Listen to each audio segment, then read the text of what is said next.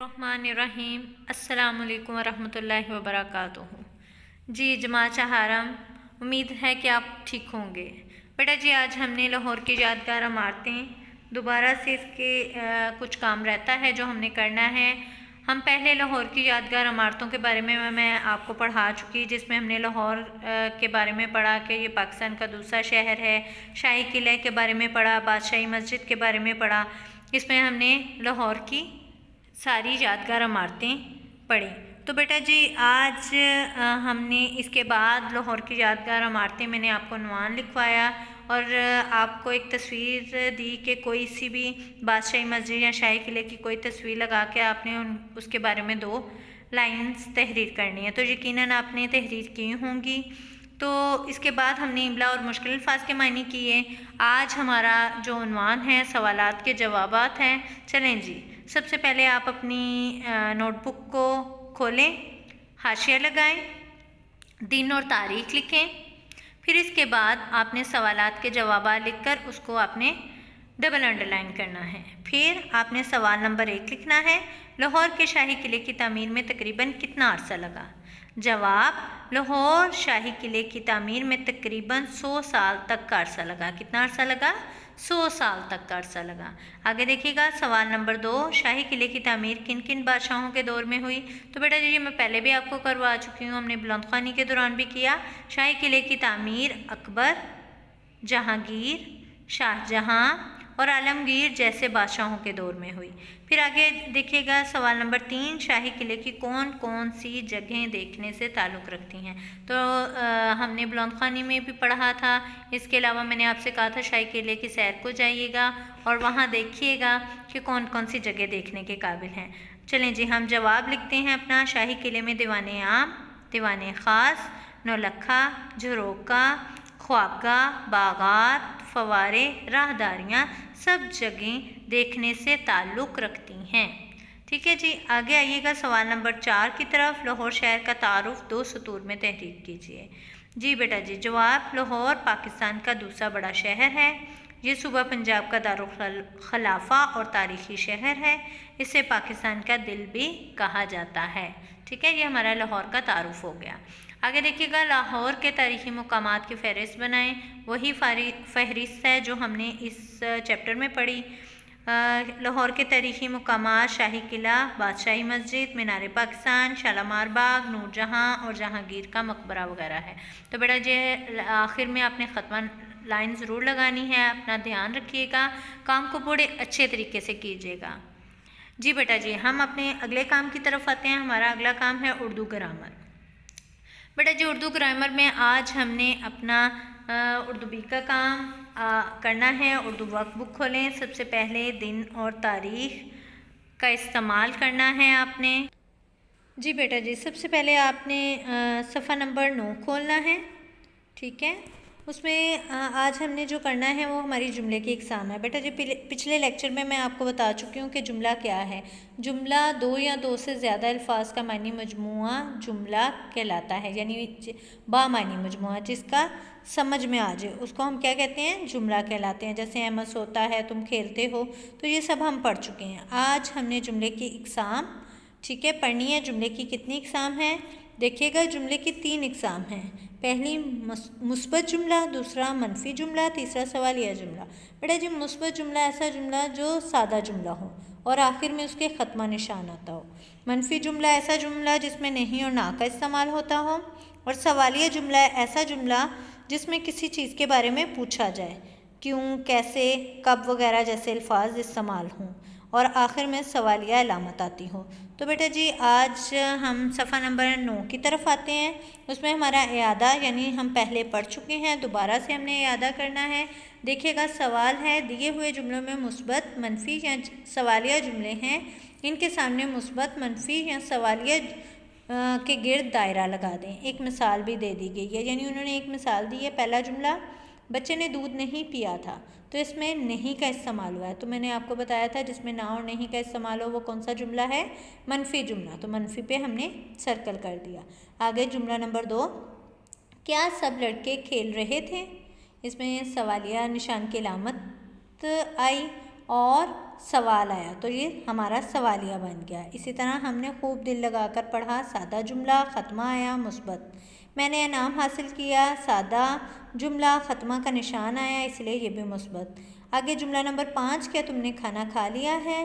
تو بیٹا جی اس میں سوال پوچھا جا رہا ہے، سوالیہ کی علامت آئی ہے اس لیے یہ سوالیہ جملہ۔ آگے دیکھیے گا جملہ نمبر 6، یہ شرارت کس کی ہے؟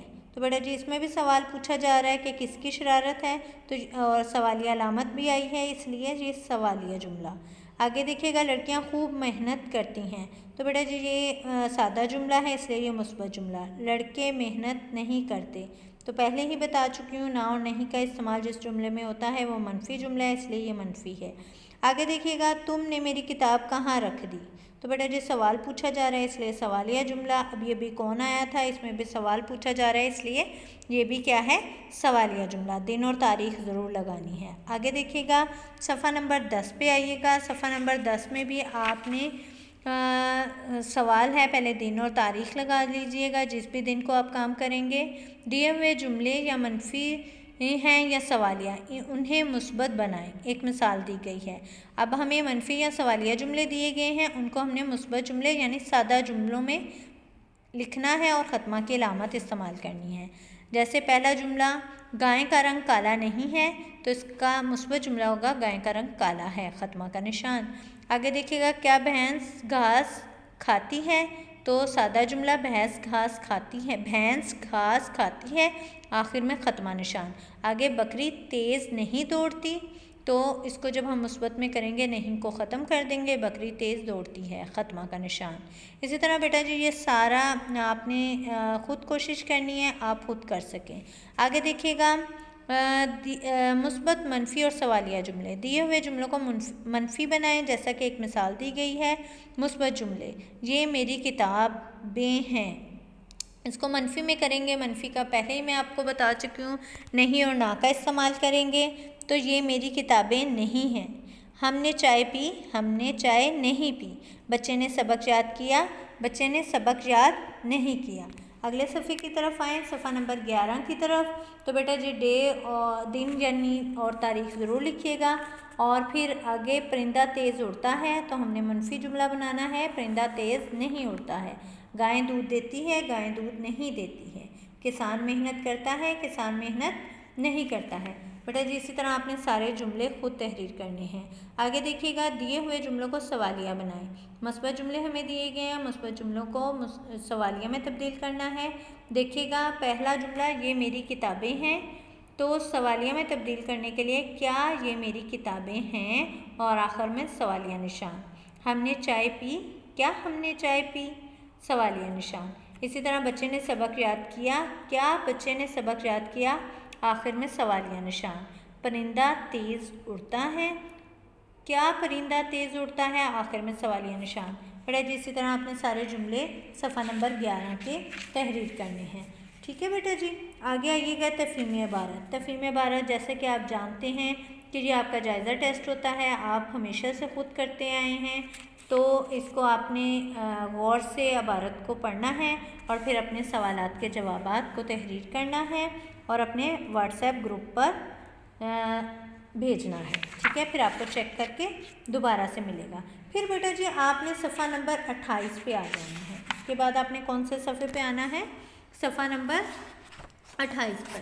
تو بیٹا جی صفحہ نمبر 28 پہ ضرب الامثال ہمارا کام ہے۔ ضرب المثل کیا ہوتی ہے؟ ضرب المثل ایسے مختصر جملے ہوتے ہیں جو ہم روز آپس میں بول چال میں استعمال کرتے ہیں، ٹھیک ہے، اور اس کا استعمال مثال دینے کے حوالے سے کیا جاتا ہے، ٹھیک ہے، اور اس کا معنی جو ہے وہ مجازی معنوں میں استعمال ہوتی ہے، جیسے یہ دنیا کی ہر زبان میں پائی جاتی ہے، ہماری پیاری زبان اردو کا یہ بیش قیمت سرمایہ ہے۔ دیکھیے گا ضرب الامثال پہلی آنکھ ہو جل پہاڑ ہو جل، تو اس کا مطلب سمجھیے گا جو چیز سامنے نہ ہو وہ قریب بھی ہو تو دور لگتی ہے، ٹھیک ہے بیٹا جی۔ آسمان سے گرا کھجور میں اٹکا، یعنی ایک مصیبت سے نکلا دوسری مصیبت میں پھنسا، ٹھیک ہے نا، جب انسان نے ایک مصیبت سے نکل کے تو وہ کہتا ہے نا آسمان سے گرا اور کھجور سے میں اٹکا۔ آپ کاج مہاکاج، اپنے سے کیا گیا کام ہی بہتر ہوتا ہے، ٹھیک ہے۔ ایک انار 100 بیمار، ایک چیز کے بہت سے طلبگار، اسی طرح جیسا دیس ویسا بھیس، جہاں رہیں وہیں کے طور طریقے اپنانے چاہیے، کہ جس بھی جگہ ہم جاتے ہیں ہمیں وہیں کے طور طریقے اپنانے پڑتے ہیں نا۔ پھر اس کے بعد 6 تالی ایک ہاتھ سے نہیں بجتی، لڑائی ہمیشہ 2 طرفہ ہوتی ہے، دونوں طرف سے ہوتی ہے، ٹھیک ہے نا۔ ایک انسان چپ رہے اور دوسرا بولتا رہے، کبھی ایسا پاسبل ہے نہیں۔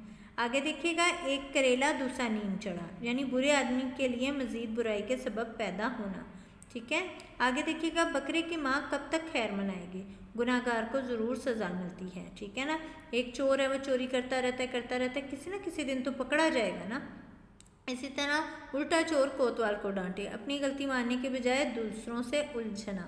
بعض دفعہ ایسا ہوتا ہے کہ اگر ہماری غلطی ہوتی ہے اور امی ہمیں سمجھا رہی ہوتی ہیں تو ہم اپنی غلطی ماننے کے بجائے امی سے الجھنا شروع ہو جاتے ہیں، امی سے باتیں کرنا شروع ہو جاتے ہیں۔ تو بیٹا جی یہ ساری ہماری ضرب المثل ہیں جن کے مطلب ہیں آپ نے ضرب المثال کو مطالب کے ساتھ سمجھنا اور یاد کرنا ہے، ٹھیک ہے۔ اپنا دھیان رکھیے گا، شکریہ، اللہ حافظ۔